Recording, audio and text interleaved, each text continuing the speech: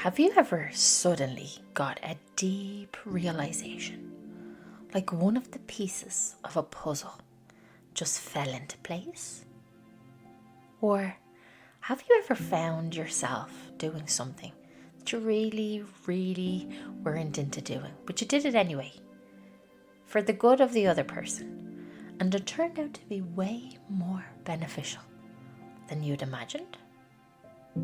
Have you ever tried to see life as a game? If not, or if so, let's see what the hell I'm talking about. So, let me tell you. Last week, I was a bit overly excited in the last episode to tell you about something that happened. It was regarding reluctantly playing a board game called Magic: The Gathering. Now my cat's doing a little pee here in the background, so I hope you're not going to hear it. But anyway, I reluctantly said to my boyfriend that I'll play the card game Magic: The Gathering. I'm into board games, but I'm not really, to be honest. But anyway, I agreed to play because it's his childhood game. And it's a game that he used to play when he was a teenager, and it came back into his life there just recently, and he was really excited about it, and he wanted to show me. And first of all, the name. Oh, my cat's climbing up my chair.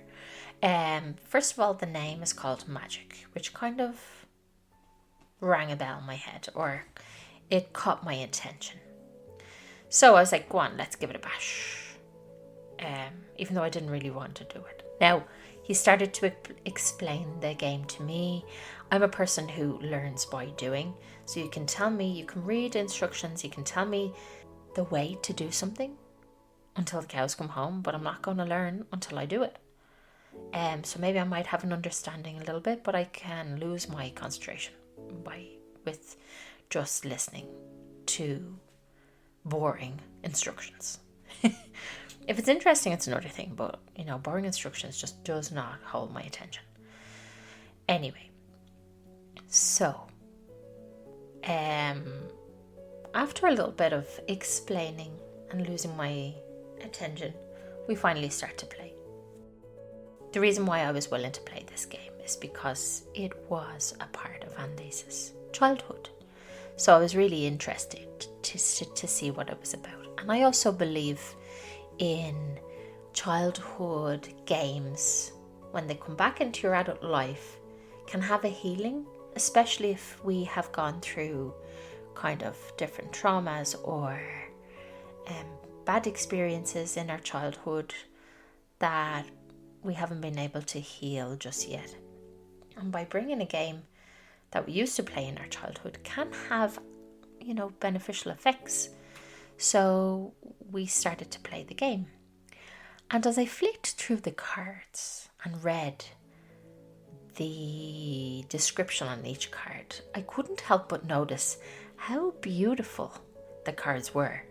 Now, this board game, which I'll link in the show notes, is a game based on different categories of characters, from fairies to dragons to monsters to natural kingdom animals, angels, and the list goes on. There are lots of different categories of like superheroes or just different kind of beings, from dark beings to lower energy beings to higher energy beings and light beings. So I was getting drawn to these cards little by little. Anyway, so we got stuck into the game. Now, we've played the games about 4 times, and I still haven't got my head wrapped around it just yet. So it's a bit of a complicated game.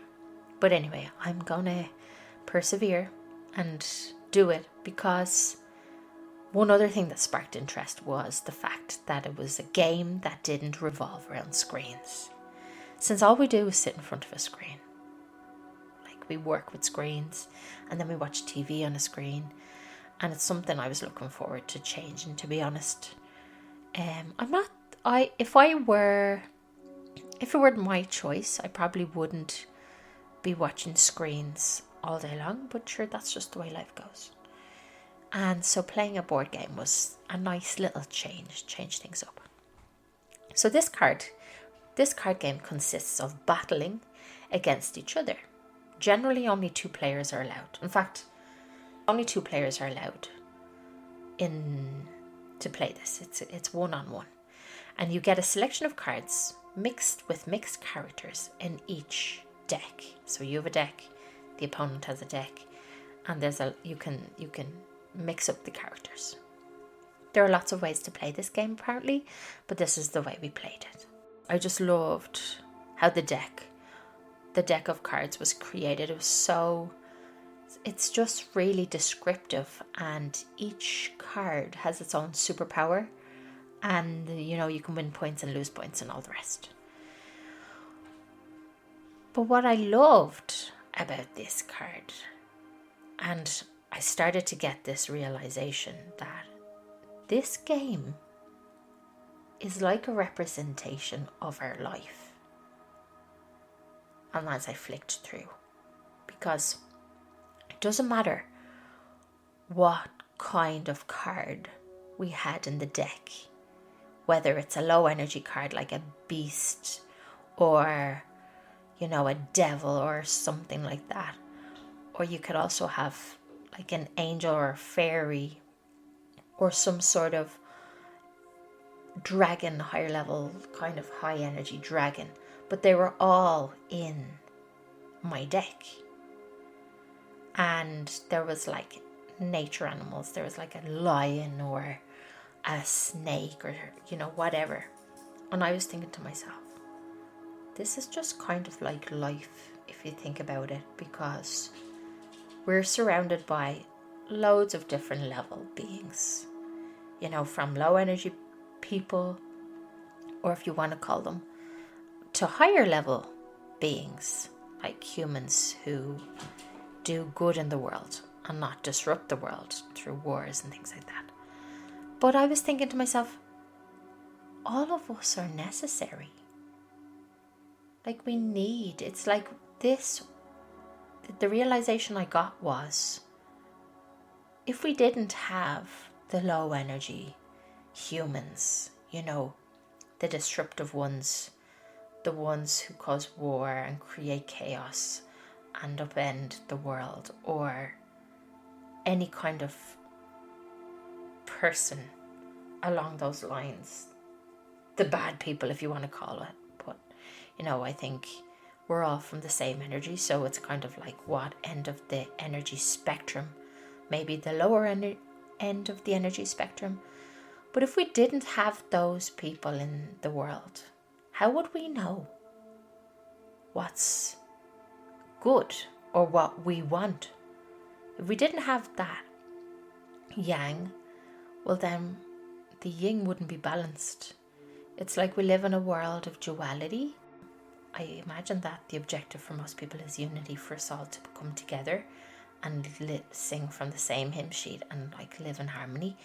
But how would maybe we need those baddies in order to know what we don't want, in order for us to be grateful for what we do want and we do have, and our growth. And there's a lot of like noise, politically speaking, in the world right now at the moment. And maybe political people are there for a reason. For us to be aware of what we want and what we don't want, or for things to be disrupted so that we can go deeper in to our awakening or our realization of what is really going on in the world. So I was like, with this game, I was like, oh my God, my deck. The deck that I'm actually holding is literally like life. And every single person, when we think all around the world, has a role to play, and it's supposed to be like that. And that's why I was like, whoa, that's a little piece of a puzzle that could be very beneficial in my understanding, because sometimes we just think, why? Why is that happening? You know, in this day and age, why are there still wars? Why is there like massive killings? Why is this still happening? But then when I was playing this game, I was like, maybe it's supposed to happen like that. Maybe we're supposed to be going through this massive destruction in order to really go deep within ourselves, to know what we want.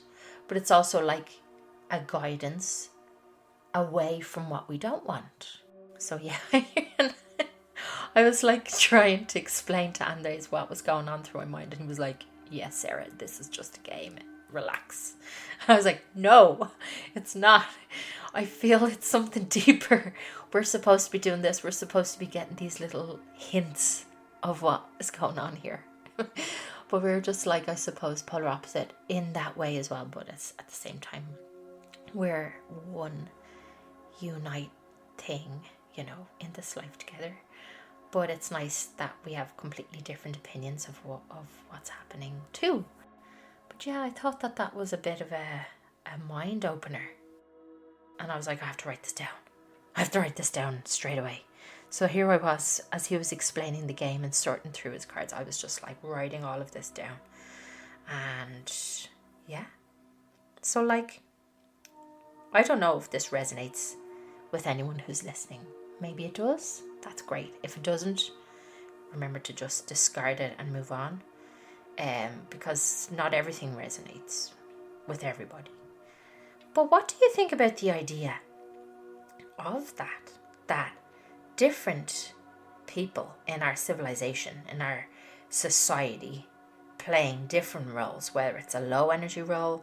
When I mean low energy, I mean, you know, people not doing the best for society, to a high energy role, you know, people who are making change, and you know, people who are doing good in the world.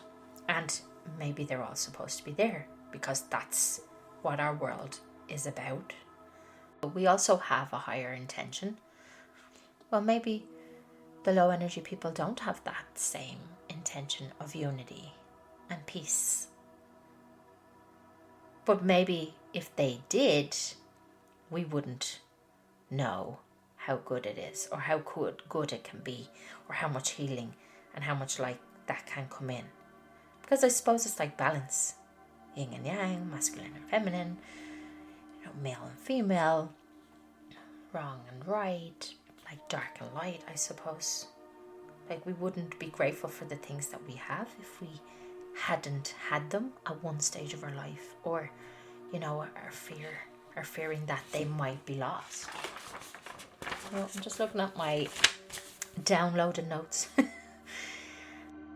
So my question is, are there any games that you used to play in your childhood that you've started to play again recently?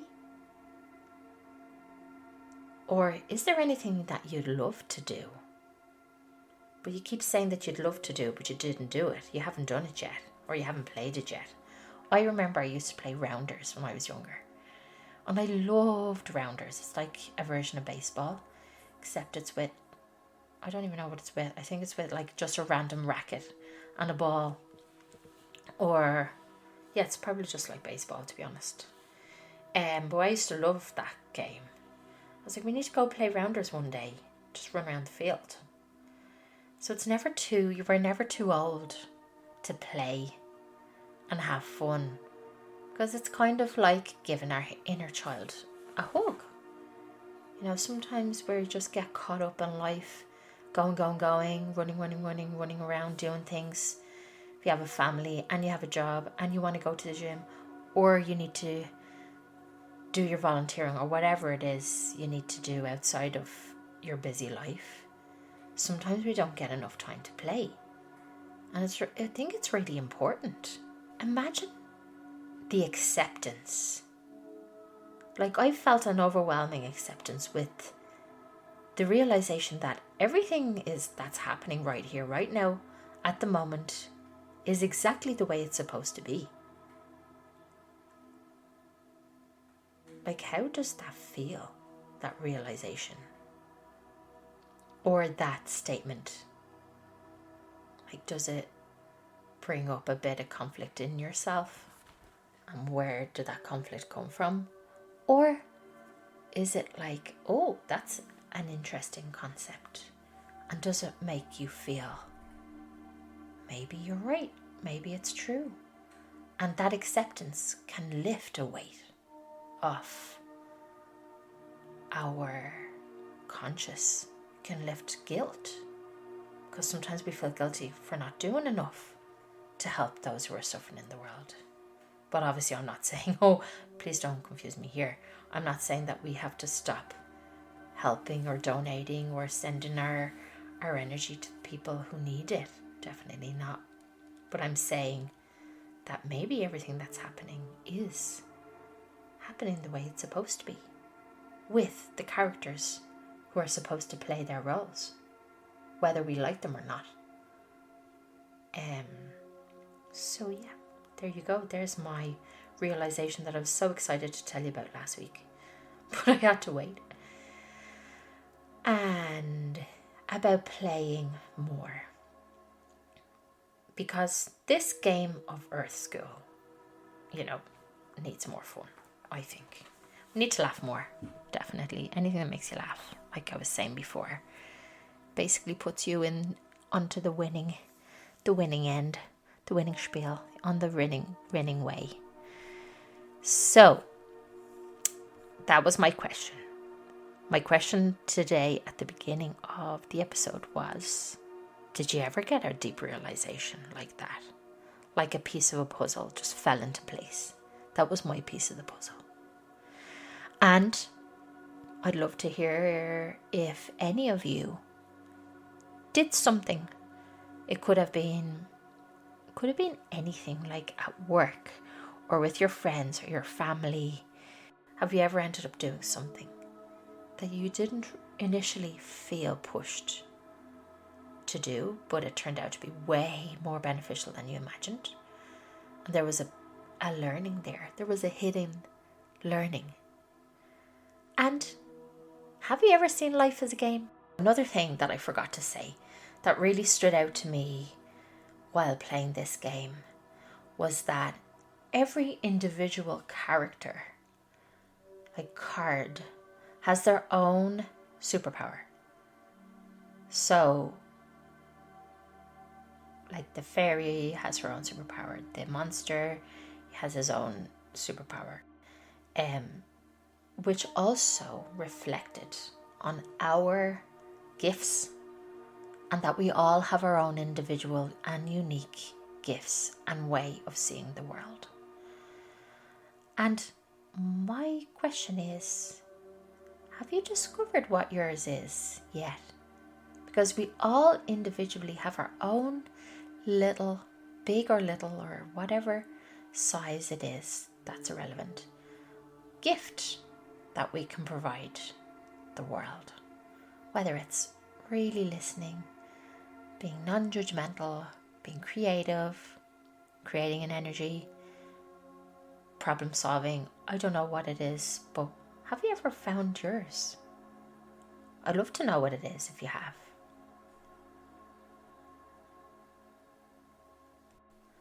Then that led me to another thought. If we haven't discovered what our superpower is, or our unique gift that we bring to the world, if we're not allowing that to shine or bloom, how would that make us feel? Because I'm wondering if we have this lovely special gift that doesn't have to be like unreal world shifting superpower. It's just what we're supposed to be doing here. It's what we came to show or to give or to be.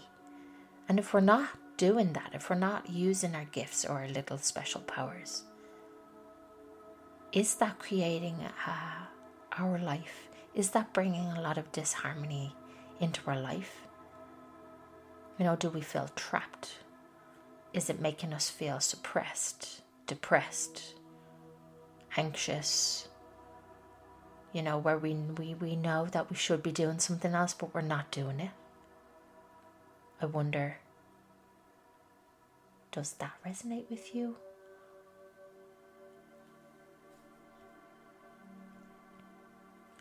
But let's not put any pressure on ourselves. Let's not judge what we're doing in our life, because at the same time, everything is happening the way it's supposed to be. I really believe that.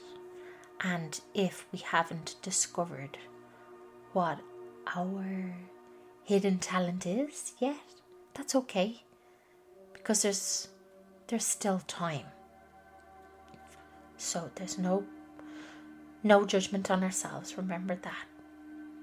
In the morning, in the evening, in the afternoon, whenever we feel like it, to give ourselves a self-hug, because we're doing the best we can with the resources we have, and that's all that matters. Please don't get hard on yourself if you feel you haven't discovered it yet. And if you'd like any help in exploring that, please get in touch. Next week, I'm going to have the lovely Lona back on the episode to talk about amazing things. I'm not going to give any spoilers, but I'm excited to have Lona back on the podcast. And I also have another guest, another lovely special guest. 2. Actually, I have 3 lovely special guests coming up over the next few weeks. So I'm so excited for you to hear. I'd love to hear your comments and your experiences. Feel free to share them. And thank you so much for your open ears and your open heart. And I wish you a wonderful week. Take care.